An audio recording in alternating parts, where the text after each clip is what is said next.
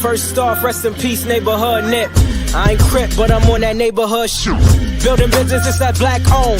If you hustle, better hustle till your pack gone. If you work, better work till your back hurt. And if you rap, make it better than your last verse. Yeah, more lyrics. Stick and move, Javante AJ, El Presidente, Eddie Kane University. Heal gon' heal, regardless. You, Buchanan, Bethel High School, by way of 3-Man Weave, LLC. Michelle, producer, Faith Over Fear. You can catch this wave from the Marlins to the Mariners. Doing things you can't believe. It's the 3-Man Weave. What up? We come at you with topics. Back again with another episode of that 3-Man Weave podcast. Episode 264. Good gracious, we are breezing through these things. Mm-hmm. I think we almost are at a point where we can start calling ourselves the consistent kings again. Because I feel like we're getting back up. We're getting back in that groove. I feel like we're getting back in that mode. Absolutely. Hey, we had conference championship weekend, so we got a whole bunch of stuff to talk about. Yes, sir. But first off, where can they find us? Catch us on all major podcast platforms, 3-Man Weave, Instagram, Twitter, 3-Man Weave _ You can email us at podcast.3.man.weave@gmail.com. I'm here. I'm here AJ. Here regardless, baby. And Man. AJ ain't got no special saying ever, so I'm just wing it as usual. Oh man, let's go. Man, we got some coaches vacancies filled. Some, So yeah. So well, let's go ahead and breeze through these. I mean, some of our predictions is kind of hitting. yeah, I think so, man. Hey, look, we spot on. I guess I low key I should have put the graphic of what we had last week. Yeah, it's all good, man. But Vrabel.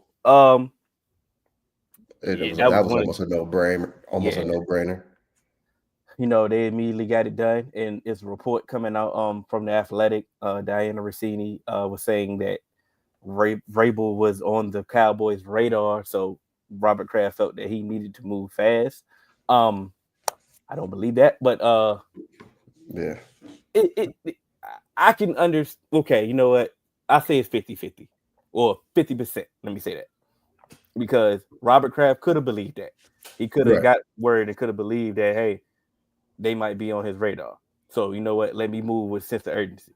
On the flip side, they had ample opportunity. If they wanted to talk to Vrabel, they had a whole year to talk to Vrabel. You know what I'm saying? Yeah. So, I didn't really get the sense of urgency. You know what I'm saying? Like I said, he got hired the day after. He got hired the day before Mike McCarthy's contract expired. Not after the season ended, when the contract expired. But Vrabel, I said this a long time ago on the pod, that when teams that won before don't normally deviate from what got them the success. For sure. And Vrabel is the new version of what got them success. He played from New England. He understands the Patriot way. He even brought back Josh McDaniels. So it's like, yeah, for sure. Y'all did all that to try to get away from Bill Belichick, just to get back to what worked. What worked, exactly. And my thing is to kind of circle back and kind of get back to where we were. I don't believe the Patriots. I mean, the Robert Kraft report where, we had to work fast because Jerry Jones was, we know he had interest. Yeah, he may have had interest, but I don't necessarily know it's something where you had to feel like you had to work fast, because we had a similar report come out about, the Cowboys had interest in Bill, but they never talked. And so Bill went to college. You know what I mean? So my whole thing is like, yeah, if you had y'all, the Cowboys front office is real Gen Z when it comes to shooting a shot. It's like, you just hoping, I hope that, they like me. Hey, what's your Instagram? Like, nah, if you gonna shoot your shot, shoot your shot. Say, hey, look, we are interested in you. We got an opening. We want you to feel. Whoa, that sounds very SH, but So we have a job position that is going to be coming available. Are you interested? Like, y'all, like, how you not even do no back channel talking? You know what I'm saying? Like talking through agents or anything along those lines, where you could at least have a sense of being like, hey, Braves, you interested in coming to Dallas? Hey, yo, Bill, I heard you want to get back into coaching. Leave that North Carolina stuff alone, big dog. Like, we coming to get you. okay. Yeah, Man, and so yeah. with the cap space that the Patriots have, with the draft positioning that they have, draft capital that they have, they're in line to kind of right the ship. The hardest part is already done. They have a quarterback. You know what I'm saying? So, I mean, he showed promising signs. Let's say that. Yeah. So, saying the future is bright in New England. I understand the optimism, the feel goodness from that team and fan base over there. So that's good. Let's move on to the Bears. Man, Ben Johnson, finally took a job. Took a job with the young, promising quarterback. A lot of pieces on that team, some cap spaces. But yeah, some cap space as well. The funniest part was like some of the rumors that we were hearing about Ben Johnson, specifically with the Raiders, was all contradictory of some of the things that he listed out when it came to what he needed for him to take a job. For And sure. and some of the reports that came out, like how he came into the interview, was like, "Hey man, what y'all do wrong, and what y'all gonna do to fix that?"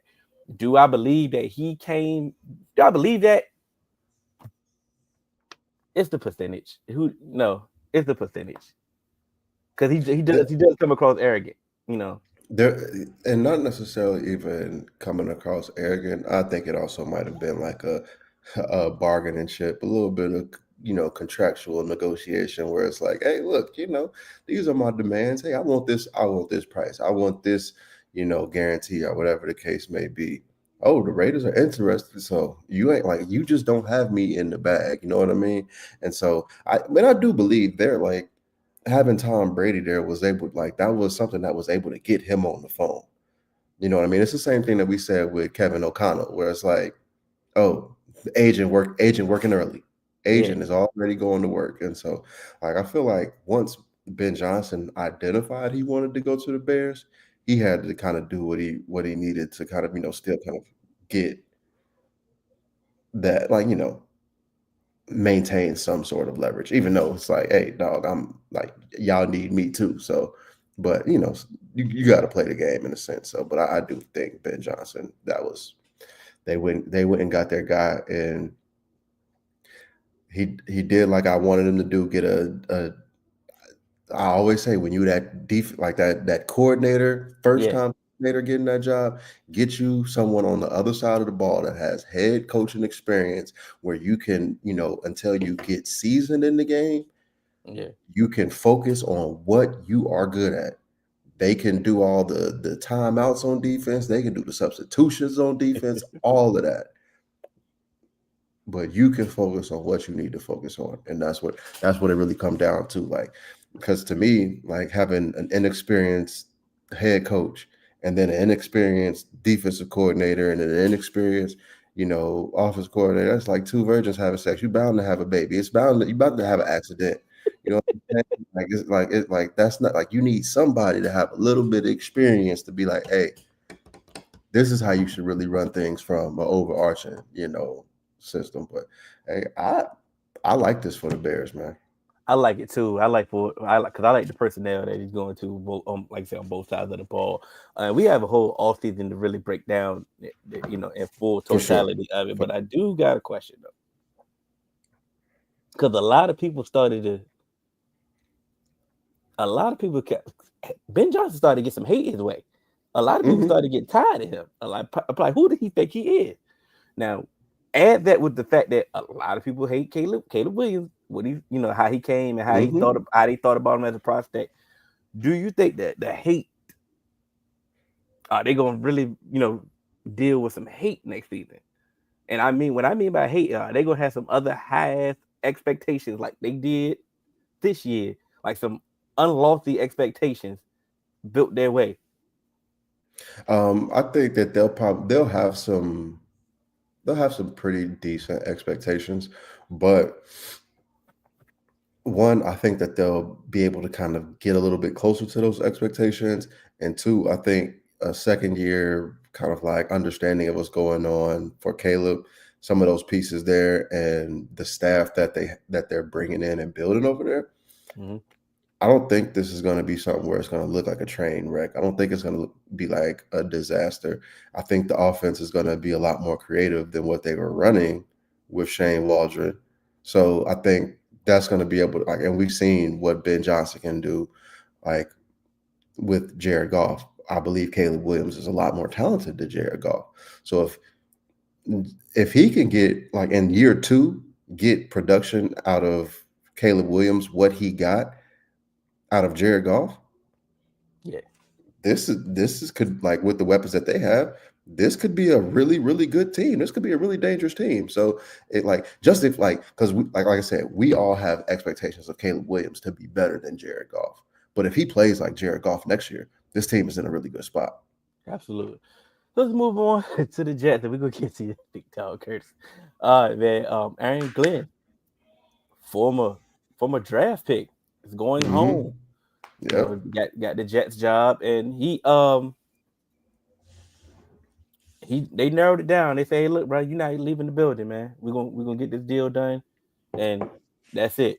And it was reported that he didn't want to work with Mickey Loomis in New Orleans, and they weren't willing to let Mickey Loomis go. So I'm not saying that stopped him from taking that job, but also the Blizzard. It makes sense. But the Blizzard also deterred that. I think he was going to get I think they was going to get the interview first. Yeah.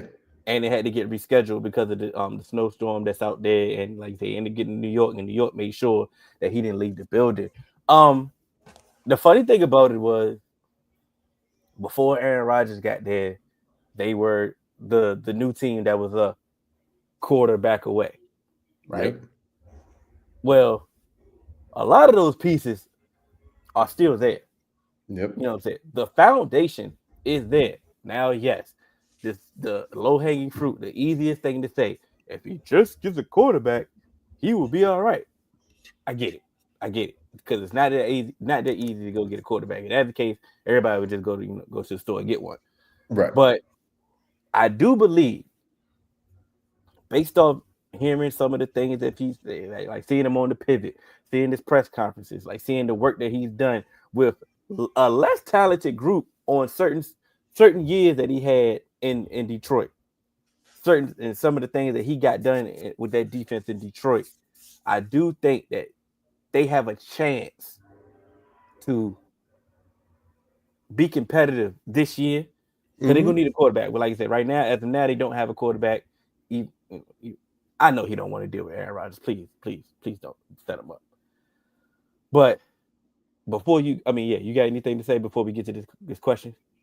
Yeah, real quick. So I just wanted to say, I actually with what he did in Detroit, I think there is just as much, if not more, talent on this defense than he had in Detroit. And there's some pieces on this offense too, especially as far as weapons go. Defensive coaches, they like running the ball. So you tell me, you come out with Breece Hall and Braylon Allen, yeah, and stuff like that. And so I think that they have options here. Whether what they want to do is go get a young quarterback and kind of have a bridge, or they want to try and swing for the fences and go for kind of a upper tier journeyman level quarterback or something like that to try and bridge it until they can find a quarterback or luck up on something.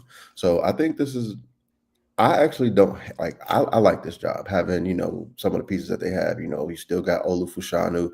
You got AVT, Joe Tippmann. There's some pieces on this offense, and so I think that he'll even be able to get. I think he'll even be able to build a staff because I think that coming to New York, a lot of these players, like people on the staff, will be able to get some attention and probably make some moves. Yeah, it's just like you say. It's just I don't see as of now. I don't see a clear path of getting a good quarterback. You can go get you can go get a quarterback. You can go get one. They out there, but like a good one, I don't really see a clear path right now. You know what I'm saying? But that's our guy, Curtis. You know what I'm saying? Fab Five member. Over under. Glenn finishes his contract with the Jets.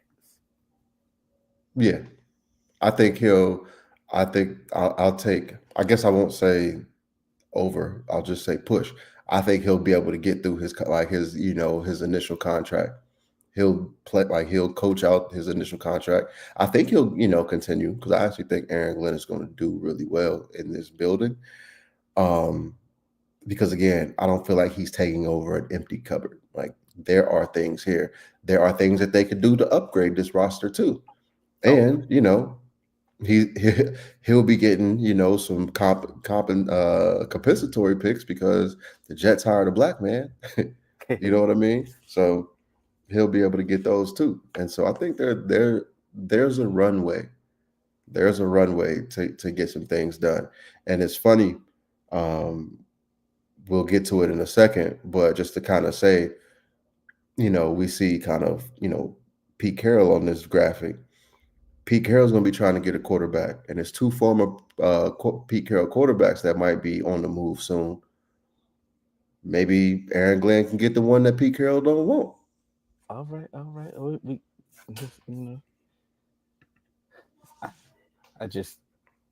I'll text you what I think though. But we got Liam Cohen. Now this was funny.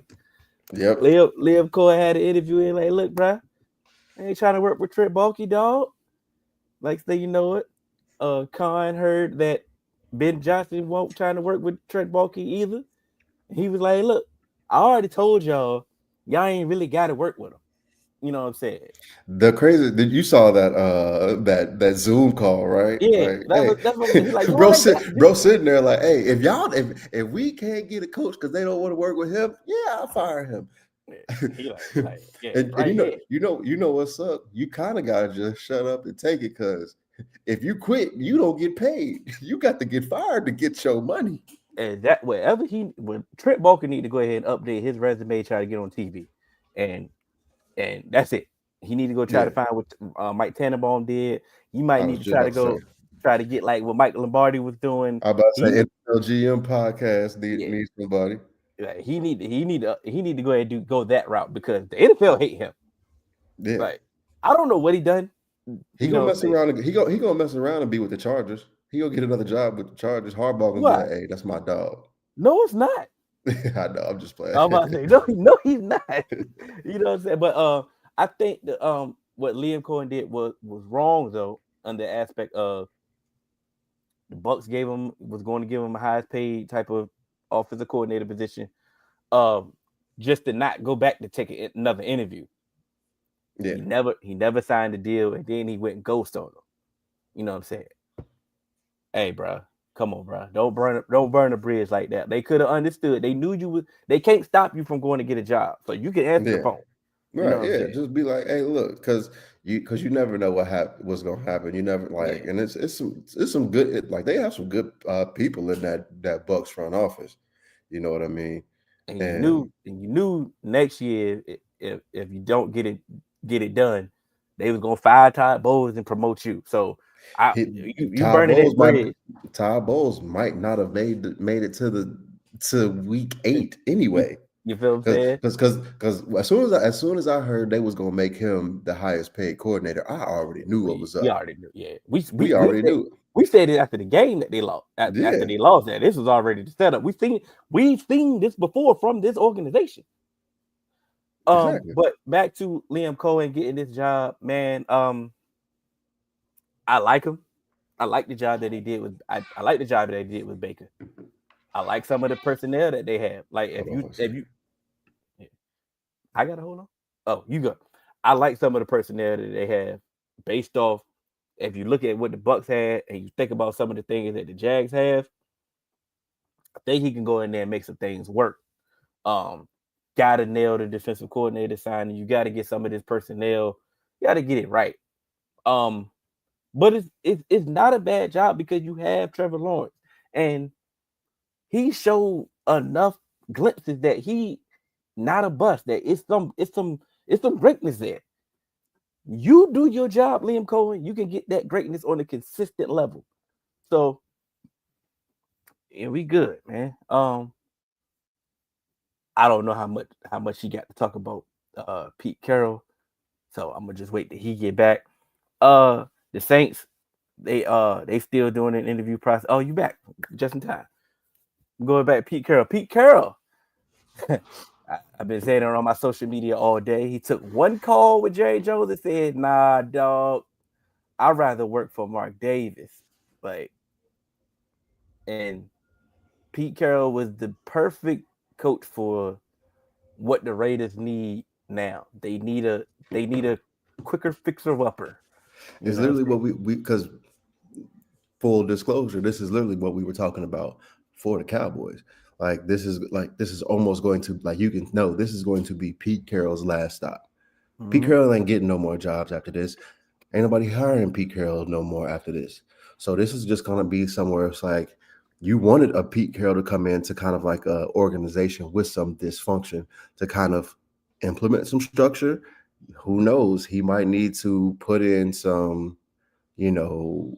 coach in waiting or whatever the case may be, or kind of, or build a coaching pipeline and say, hey, look, I'm not going to be here. Here goes an offensive guy, that can work with a quarterback that we find or something like that. You might get you a quarterback in the third or fourth round that you feel like, hey, we can sit him behind so-and-so and let him kind of learn a little bit. We could build something here, and who knows what can happen there. But this is to me, out of all the coaching, openings, this was a great job by the front office to actually identify, hey, let's go get Pete.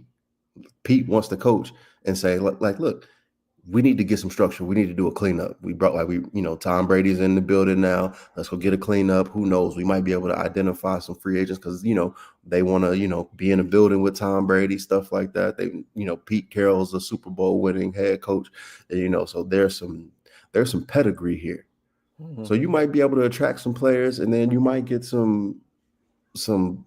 a good brain trust when it comes to the draft, and you might start hitting on some people. And this could flip really quick. Yeah. And this AFC West now, you got some good coaches in this AFC West now. Yeah. It could flip. Yeah. I like I said, for what they need, like say some stability, Pete is perfect. Like I said, he can identify talent. He can identify coaches as well. His staff is normally legit. Like the moment he started falling off in Seattle is because his staff has been plucked over so many times. At some point, it was like, all right, bro, what more do you want? What more do you want from me? Exactly. But I think that if they can just find another bridge quarterback that can just stabilize this thing, keep it afloat, and can compete, get it done, they can be all right, man. He can just get them on the right path, and that's what you really want to do. Like I said, they got some pieces on this team that they can build. That's some building blocks. Like I said, just get them on the right path. Then they should be able to contend. So you say nothing wrong with Pete Carroll getting hired, because you're not firing Pete Carroll. You're gonna let Pete at least coach 4 years. Yeah, you're gonna be like, hey, dog, because this is it. Unless it's an abject failure, which I don't like. Yeah. Because to me, even if they get the number 1 overall pick next year, it's like it still was the Raiders. You kind of want that. Good job, Pete. Yeah, thank you. Oh man. Got the Saints, and the Saints have requested a second interview with Joe Brady and Kellen Moore. They definitely had some interviews lined up with Mike McCarthy as well. But like I said, once again, they are dealing with a blizzard that they have never seen before. So it's hard to get people down there and to get it done. But those two that I just named, they have a game to play. Based off the people that we have, based off the people that they have interviewed, who do you feel should get this job? It's a two-parter. It's a two-parter. Or should I just go ahead and go with my second part? Go ahead, go with your second part. The second part. If they are going to operate like they normally do, where they don't, like, the cap really doesn't matter. They just go keep going forward, keep going forward, keep going forward. Who do you want to get that job with that? But if they plan on doing a rebuild, a reset, who you think should get that job? So it is a two-parter type of question. If they plan on kind of doing a rebuild and a reset, and they actually are committed to that coach to kind of outlast that rebuild / reset, I say Joe Brady. Okay. Because with Joe Brady, you can bring in fresh ideas on the offense. If you're committed to that reset, which you're probably going to kind of, tear it down, pull it up, tear it down to the studs, try and repurpose that foundation, get your cap right, so you ain't always like, in the restructure game. Send some of your aging veterans to some contenders, to in that kind of go for it mode, acquire you some draft capital, and you're not in a position to say fuck them picks. You want to hoard them picks. You want to do everything that you can to get as many picks as you can, picks as possible, and get as many lottery tickets as possible. And like, if you can start hitting on some of those players, then this can flip really, really quick.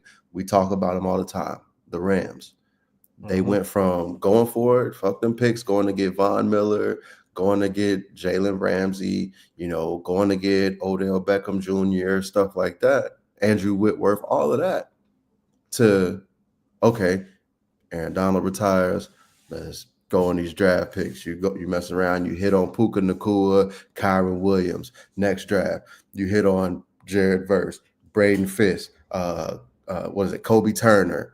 Like, those are those are cornerstones of of this roster now. And they're all extremely young. And so now you may have taken a step back, but it almost like you took a step back from the rough and took 2 steps to the right to the fairway, which gives you a smoother path to the goal. You know what I mean? And so it's like, they didn't necessarily go to a tank. They recalibrated. They updated their model to where they're at in their current, stage in this franchise. And now with some of these young pieces, even with an aging Matthew Stafford, you still have pieces where you can try and, get a quarterback and have them kind of come in under Matthew Stafford. Or you can, try and go get an older, quarterback that's established that may be a cast off from somewhere and put them in this Sean McVay system. And it still may work, because we know Sean McVay likes to work with quarterbacks. And then you have these young cornerstones. Like, you still have a really good defense. Let them mess around and get some secondary pieces this offseason. That defense is going to be crazy. Yeah. So I get what you're saying about if they go in the rebuild. But the funny thing about it is, they have aging people that with high cap numbers that can be moved. Like, some of them dudes can be traded, and some of them dudes can be cut with a little dead cap, dead cap money. So the rebuild really don't have to take that long. You know what I'm saying? But if they really plan on tearing it down and getting back to some structure, I agree with Joe Brady. He should be the front runner. In my opinion, if they're going to keep operating status quo, if they plan on trying to go forward and try to compete in this division like right now, go get Joe Brady. But if they try to tear this down and build it properly the right way, hey, go get Mike McCarthy. Yeah. You go get Mike McCarthy. You let him go take the lumps like Pete Carroll about to do as well in the Raiders. You let him take them lumps in New Orleans. You let them reset the cap. Hey, he didn't care about his other players. Let him do nothing with personnel issues. So don't say nothing over here. You know, let him, you know, give you a stabilizing force, give you a structure, get it to now that we're ready to go for it, ready to compete. We cleared the books and boom, now we ready. So it all depends on what approach they plan on taking. So that's how I view it. But like, you know, I viewed it differently. If they plan on going forward like ASAP, like try to compete in this division now, hey, go get Joe Brady. They're trying to do a rebuild, go get Mike McCarthy. I respect it. Or Marvin Lewis. Somebody. Hugh Jackson. Oh man. Oh yeah, down there in Grambling. So yeah, he close. Wait, he was close. Down there. Herm Edwards.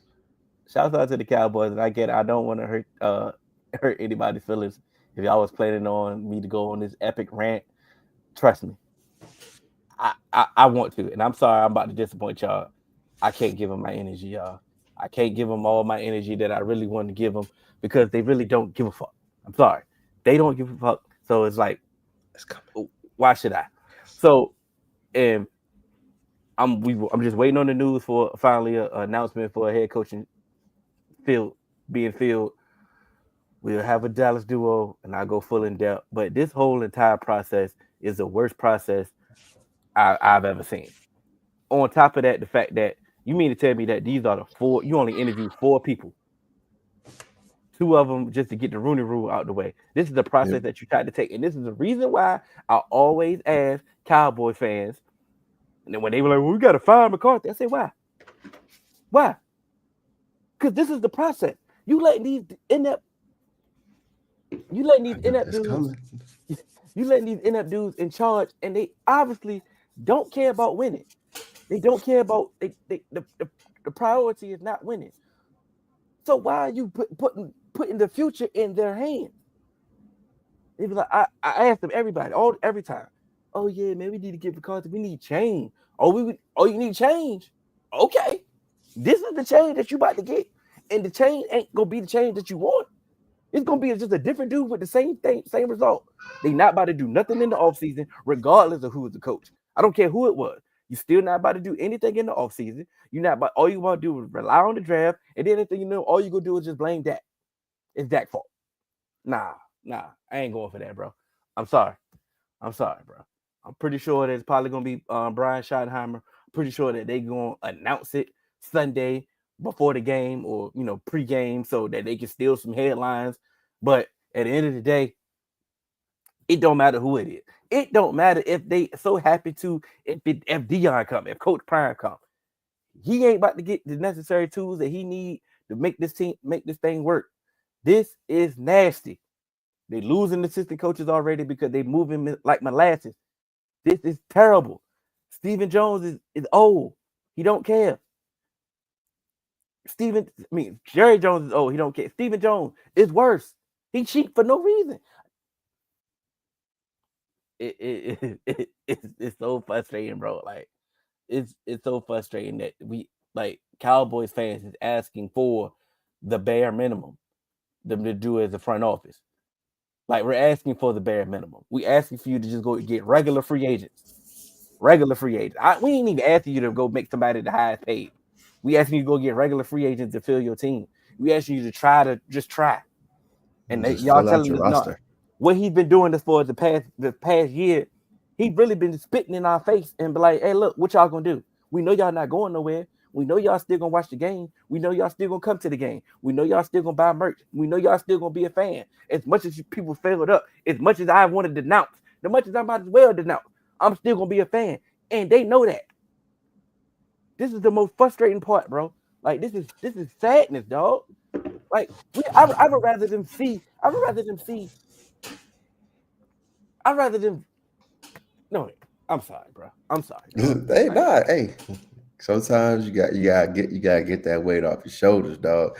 But yeah, like to me, it's like you're causing a mess on your own.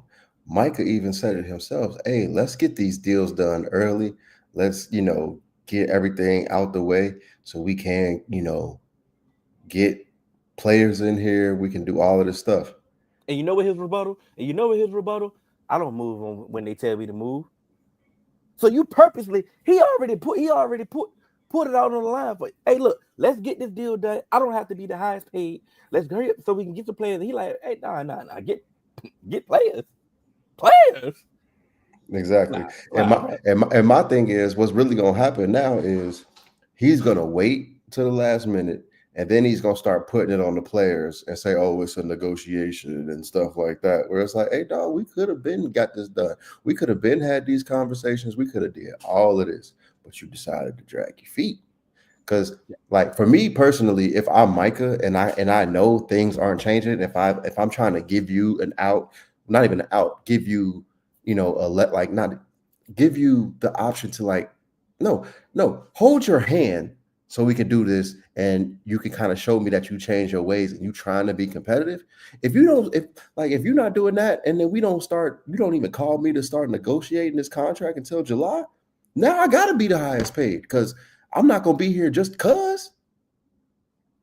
You know what I'm saying? Like, I'm especially not gonna take all this public scrutiny about not winning and Cowboys not getting over the hump and Mike could care more about his podcast, this and that, instead of winning games.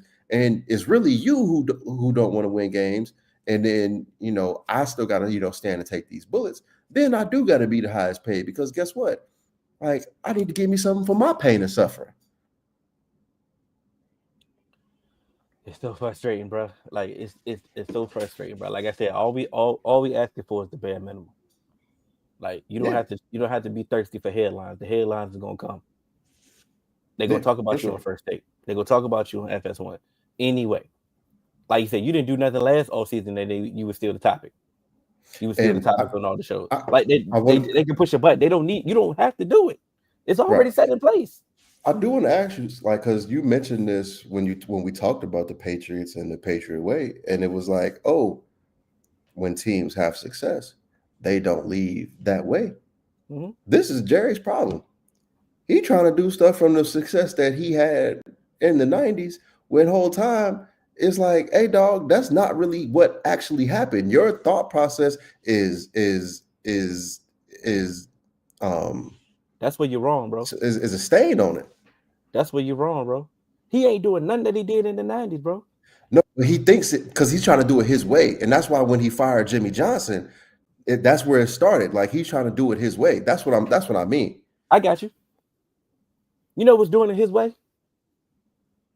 Going to sign the TL when your head coach don't want you. Know what's doing it his way? Traded for Roy Williams for no damn reason. That's his way. Can we get that? Yeah. Like, can we get that? You know what I'm saying? At least it makes it looks like you're trying to do something. Instead, you don't do nothing, and then you just blame your quarterback. Oh, he's wilding. You don't do nothing, but then you just blame your quarterback. It's just, and people fall for it. Like, they fall for it every single time. And the same thing like they already tried to do with Micah. When it was time to pay Micah, now all of a sudden his podcast is the worst thing ever in life. Oh, you'd thought he was out there getting DUIs and beating women. That dude doing a podcast. And we treating that thing like, we moving on, dog. We moving on. Belichick said he doesn't like the rule that allows coordinators to interview before the postseason ends. And if you've been with us before, you heard I had this proposal, and it was designed to help the Rooney Rule, but I think that would have helped coaches, period. I had it for a coaching window, after the Super Bowl. It's another way to steal headlines. It's another way to steal headlines, steal the news, steal the media aspect. You have a coaching window after the Super Bowl. Everybody's moving at the same pace. Everybody's moving at the same time. Coaches is moving at of course, you can do your back channel meetings, your back channel thing, the same way like they do NFL free agency. When NFL free agency starts, next thing you know it, here we go. We got all the deals already lined up in place. So you can get these things done. You can do the same thing when if you have a coaching window. And I believe that You can even start the week of, the week before the Super Bowl. You can even start some of the interviews. I think that'll help the process of all the candidates. And I think it's time to mandate these hiring firms be in charge of some of the coaching vacancies. I mean, certain teams are hiring these hiring firms anyway. It's time to put something in place to let's incentivize or let's mandate something. Let's put some organization into some of these interviews. You don't really have to worry about, like, I like how they got it now. Like, teams that's in the playoffs, you really can't talk to them unless do a Zoom, on the weekend, one time, virtual. I like that because it doesn't take away from the whole week of preparation. It's only one day, one interview. I get it, cool. I like that now, but like now, let's improve upon that. Let's make it a whole window because, like, let's be honest, it's the Shrine Bowl this weekend. Shrine Bowl starts. The practices start this weekend. Senior Bowl this week. Your head coach doesn't need to be there. None of your coaching staff technically needs to be there at the Shrine Bowl or none of these bowl games. I mean, none of these all-star games. This is your scouts. This is for your scouts for. This is, your GM. Those people that need to be there need to be in place.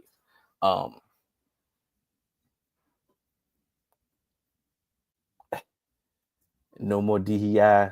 They really not care about the Rooney Rule. The beauty of this is it is a private entity, so they can continue to have the Rooney Rule in place if they choose so. But if they choose to get rid of it, man, at this point, go ahead and get rid of it, bro. Like, the Rooney Rule, they making a mockery of it. They tried their best. They tried to incentivize it. It is what it is at this point. Like I said, it's nothing more that we can do. But only thing that you can hope for is having a coaching window. You remember that proposal I had a while ago before. I'm just expounding on that. I think they should have a more coaching window. You can start the week before the Super Bowl. Yeah, and I actually heard you and everything you was going to say, but to me it was just like I feel like no coach that's currently coaching should be interviewing for a position right now, because to me you have to do so much to prepare. You got to build out, a plan on how you're going to go forward, all of that. So to me, it should be able to like the window should start like, hey, interviews start for coaches who aren't in the playoffs anymore or aren't in the Super Bowl at the Pro Bowl. It's almost like, like a winter meeting. It's like everybody get there, candidates, schedule, like come on down to the Pro Bowl, dog. Let's get our first set of interviews going, and then boom, we move from there. You start seeing dudes start getting plucked, and then after the Super Bowl, those coordinators can start, interviewing for positions if they want to, because not necessarily all Super Bowl coordinators finna get interviews anyway. So you know what I mean? It's just like, hey, look, allow some of these other coaches and stuff like that to get their interviews out, and then boom, that's how we keep moving. What do you think about my plan when I said let's mandate teams that have to use these hiring firms? I think with the hiring firms, I think it'll kind of stop, not necessarily stop, because they still have to kind of like make that final decision. Yeah. But I think it'll put more people in front of other people, so it's not just necessarily always the homie hookup. You know what I mean? Where it's like, hey, I'm familiar with this person. This person coached with me here and stuff like that. I mean, and again, it's not necessarily going to stop that, but it's going to allow people to kind of, get a little bit more expansive in their search, because, the Rooney Rule, it was more so like, hey, this minority coach was on this staff. Let's just give him a call. Hey, present this and that. I think the hiring firms will kind of, help dig a little bit deeper and maybe have a little bit more of an operation to their plan on how they want to bring people in and what would fit for you. And so I think that would help. And that's why I said they should try to mandate it, get some organization in this thing. Like you said, if you want to have like a winter meeting aspect of it and have everybody there, then we could, I think it would help, especially if you had a winter meeting type thing. Like I think it'd help having somebody in somebody's face talking to somebody that you probably thought you would never talk to. And you'd be like, hold on, this dude might sound like he actually know what he's talking about. Like, for example, you go into a meeting and you have an interview with Brian Flores, but then you have a meeting with Kellen Moore. Who are you gonna hire? Just based off them talking football. No. I'm just saying anybody. I'm really saying anybody, because if we having somebody like, if these are the candidate, and I'm not even making it a black or white thing. Hell, if you go into an interview with Brian Schottenheimer, if you ever heard him have a conversation about football, and then you go into an interview with Kellen Moore, who are you going to hire? Somebody that talks football, or somebody that talks like a nerd? There's a place for the nerds. They have been successful nerds as coaches. You know what I'm saying? I'm not saying it's wrong. I'm not saying Kellen Moore won't be a good coach. You know what I'm saying? But what I am saying is just the fact that you didn't. I'm using the example of you talking to somebody that you probably didn't plan on talking to. Right. You know what I'm saying? Could help. That's how Mike Tomlin got the job. He wasn't the front runner at all, but they had a conversation with Mike Tomlin. And once again, you have a conversation with Mike Tomlin, you are going to hire this man. You know what I'm saying? I don't care unless you're Miami, because he was too hip hop. Yeah, it was too. Yeah, of course. It's going. I mean, you can't fight all the racism. You know what I'm saying? You can't all racism aside. All racism aside. Hey man, look, you know. Right. But I think they could do something like that. But I do agree with Belichick, man. Like, let's do something there. Like you said, you can steal some headlines again. Like, yeah, and then also we're gonna get to it because we got a long off season, but I'm gonna say it on here so we don't forget it. So, you know, we also gotta, you know, take this down to the college game too. And also now we gotta implement this stuff on this tampering that's going on in college too. Like, because why are we hearing, oh, this player was offered this amount of money to go into the portal? Yeah, like coaches are already, you know, complaining about, oh, kids just be going in the portal willy-nilly. Well, y'all not helping by offering them this amount of money to go other places when they still on this roster. It should be, because it should be, it has to get back to where it's sanctioned very similar, you know, before, where you can't talk to a player that's not, you know, in the transfer portal. You can't recruit another player that's on another roster just because a player says that they're going in the transfer portal.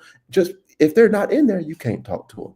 And like again, there has to be some level of structure. And I think, again, this is the NCAA's fault.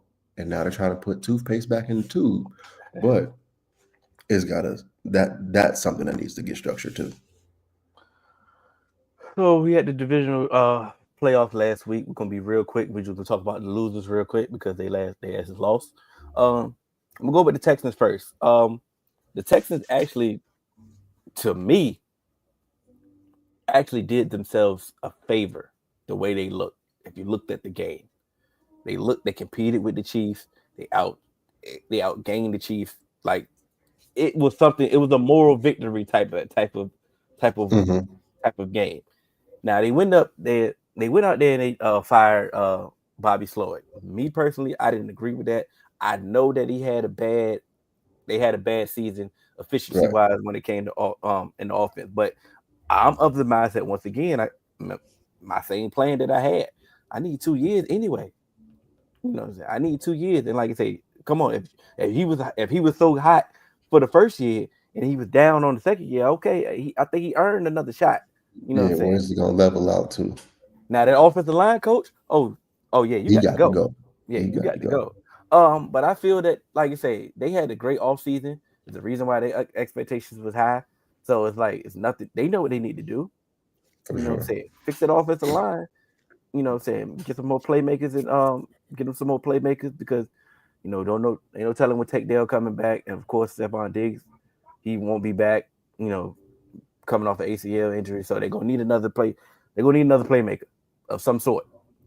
Yeah, for sure. And they be all right, man. Yeah. I want to talk about the Rams. Like, you know, I think the Rams, they're actually in a really good spot. I feel like this is when like right now, this is the time where you need to try and find the heir apparent to Matthew Stafford, where it's like you still have another year out of him. You can squeeze another year out of him, but you need to have a plan in place. You need to kind of know where you're going to go and kind of have an option on the roster, or kind of start trying to identify where you're going to go next, because there's a lot of talent on this team. And like the graphic says, oh, this year's just happy to be here. But like I said, with the talent that they have on that team, it can turn up real quick if you play it smart and make the right next steps. Yeah, I agree. Everybody know about the Ravens. What happened with the Ravens? The Lamar discourse. Hey, bro. We text during the game. Those 2 turnovers he had in the first half was definitely uncalled for, unnecessary. You know what I'm saying? But he put his team in his position to win this game, or at least get a chance to win this game. So I'm not about to sit here and just woe is me. Sure. They're going to have another Ravens offseason. I mean, you know what they do, and it's just hope, bro. I mean, what you gonna do? Give up? You know what I'm saying? I get it. It's tough. It's a tough loss. There's nothing really for us to say. You know what I'm saying? I mean, it is what it is, man. It happens, man. When it comes to it is what it is, dog. You faced the team that you probably should have been facing. The team you had a matchup that was the AFC Championship matchup, bro. It is what it is, dog. Somebody had to lose. And my thing is like, hey, dog, look, it's hard. It's hard to get to the Super Bowl coming through the AFC, dog. Yeah. Like, look at all the teams that prior to the season you thought could be Super Bowl contenders. If you did a top 10 of Super Bowl contenders coming into the season, majority of those teams was coming out of the AFC. Yes. And then you had even surprising teams come out of nowhere that actually look like, okay, they could make shit tough in the AFC. Like, hey, Denver, what they got going with Bo Nix and Sean Payton and some of those people, like if they can get some pieces, if they can get him, a couple more pieces over there, that could be something that's going on. The Chargers, like we said, the Chargers arrived a little bit earlier than we expected. So that's another thing that could get in the way. And then, like I said, look, the Bengals didn't even make the playoffs. If they get their defense right, oh man. Like you said, like you say, Pittsburgh is gonna be a thorny side regardless, because like you said, divisions, it's the AFC, bro. It's tough for a reason. You know what I'm saying? Don't hold your head. Just keep battling. That's all it is. What it is, dog. It's like exactly. That's the logic. The Lions, though. That brain trust leaving. It's gonna be it. This was like when you see it and you're like, damn, this was the year. This was the year. This was the year because based off the offseason that they had, they went and got. They said, hey, we need some corners. They attacked. They went and got some corners. They needed some defensive linemen. They went and got it. They drafted well again. They did all the deficiencies they had the year before. They addressed those. Mm-hmm. You know what I'm saying? And they end up from that team that they had last year. They went and got better, and then they just dealt with so many injuries, dog. Like, all right, bro. And I understand. Like we say, ain't no more victories, but just the way they were decimated to have the season and to make it as far as they did, like. I can't be like, oh, this season, like the Lions failed. The Lions lying. They can't handle, being, the target. Nah, dog. Like, I don't know many teams that could have made it that far with with what they did. Like Aiden Hutchinson was playing like the defensive player of the year. And he missed the entire, he went out for the season. You know what I mean? And it's just like they kept losing bodies, kept losing corners, kept losing, just body after body. David Montgomery, But it was no excuse for the Jared Goff game that he had, and I get it. Everybody, Jared Goff. Bro, he had 2 bad games this whole year. Now, granted, one of his bad games was on the biggest stage. I get it. Nasty work. But come on, bro. Like, this I told you so mentality that we have in sports is crazy. Like, you waited, like I said, you waited till the divisional round to say it. Like, you waited till the divisional round to say, I told you so about Jared Goff. Where the fuck was you at the weeks before that? Like, it's annoying, bro. You know what I'm saying? He definitely got to get that together. That's smut on your rep, bro. You proving them right. You know what I'm saying? So you got to get it together, man. Now they tough. You lost both of your coordinators. Yeah. and some top assistants.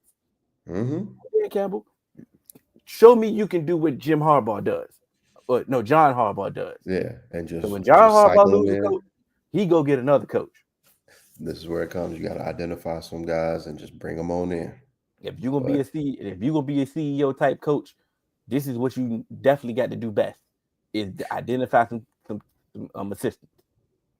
I do like Dan Campbell, and I think by how Aaron Glenn and Ben Johnson kind of were with Dan Campbell, I think he'll be able to kind of get some people in that really kind of, do some things, but he's just got to identify the right people. We'll see. Yeah. Because his first offensive coordinator was Anthony Lynn. Yeah, I mean, for sure. You lucked up on Ben Johnson. But also, I think his first coordinator being Anthony Lynn was also kind of, part and parcel because we ain't really know what Dan Campbell was going to do. All right. We'll see. But we got a game, man. We got a divisional championship game. And we're gonna go get right into it, man. First up, got the NFC East. NFC East holding it down. You know, everybody expected me to be so mad.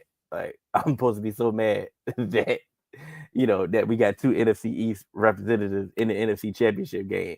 Of course, the Cowboy game.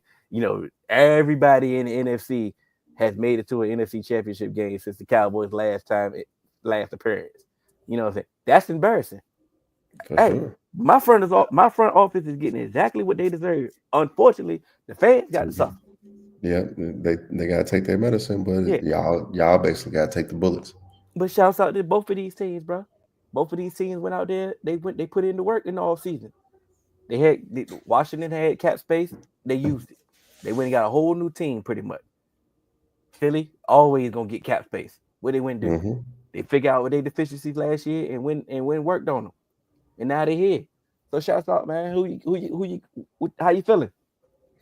Man, it's good to see. It's good to see new blood in here, man. Like, again, that's one of the things that I always kind of say. Like, I like to see. I like to see kind of some of these younger teams and younger guys start kind of cycling their way in and kind of trying to write their name in history and trying to vault themselves kind of into that conversation early. And that's what Jayden Daniels is doing, man. And to be quite honest, I know that they're overmatched and this is going to be tough, but I want to see him do it, man. I'm going with him.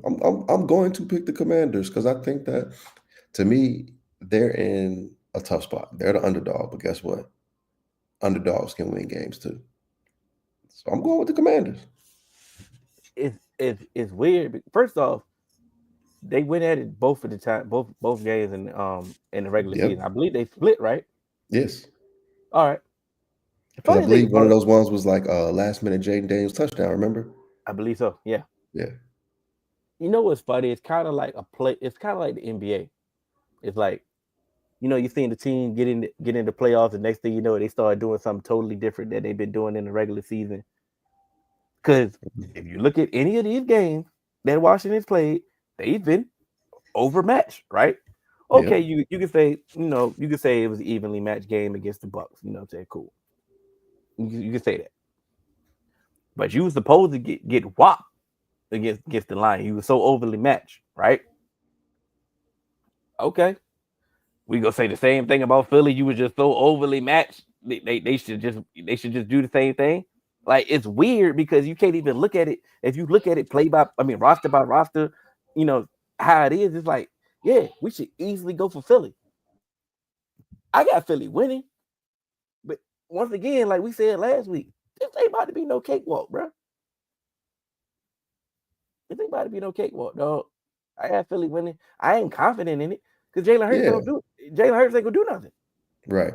And it's almost like people been talking about it and it's kind of been all over Twitter, but like the parallel is very similar to that season that the Bengals had when we made our Super Bowl run. Like that first game in the playoffs, it was like, it was evenly matched. It was the Bengals and the Raiders. Yeah. Then it was the Titans and the Bengals, and it was like, oh, the Titans gonna kick their ass. Like it's they overmatched. Like I believe was that the season that they were the number 1 seed? I think so. I No. believe so.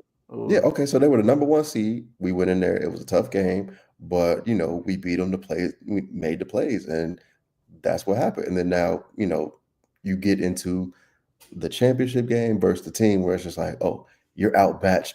The talent discrepancy, this, and that. Mm-hmm. But you just got to lock in, make your plays.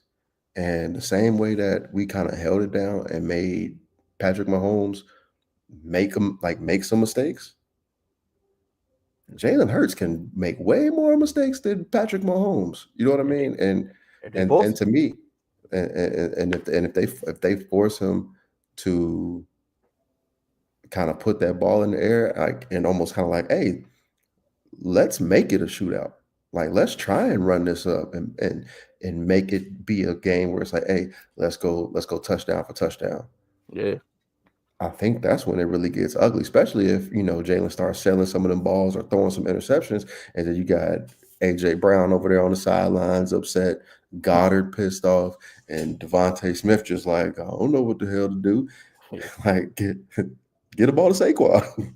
Like, I think that they could do it, man. I want to see it happen. And that ain't even no hate. I just think it's an extreme, like, I think it's a possibility. I mean, what reason do you have to hate the Eagles?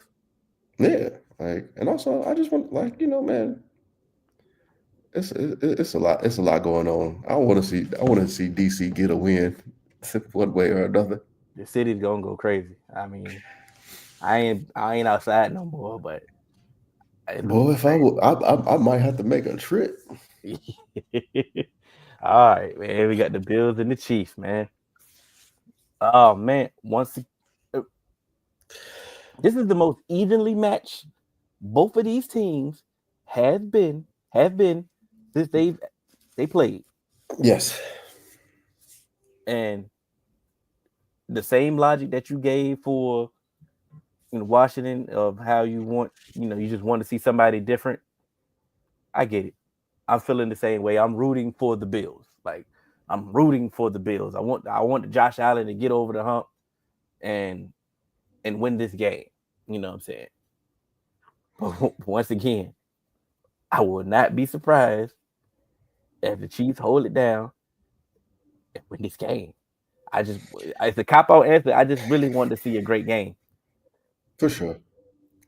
You know how I said I don't even have no hate against the Eagles, but I just want to see it happen. Nah. Yeah. Get the Chiefs the fuck out of here, dog. You got a reason to hate these teams. You know what I'm saying? And my thing is, I really don't even want to see Josh Allen do it. But it's just like, I absolutely do not want to see Patrick Mahomes get another one. So please, hey Josh, go ahead, win this game.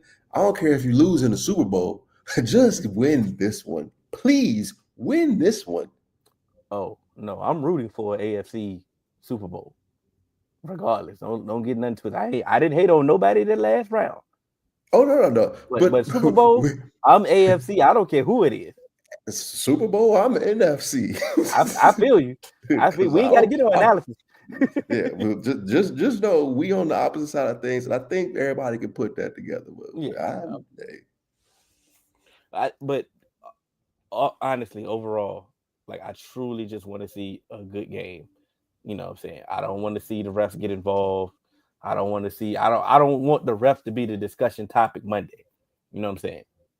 Yes. I might be asking for too much for that part, but I am asking for just a good game. Same for the NFC.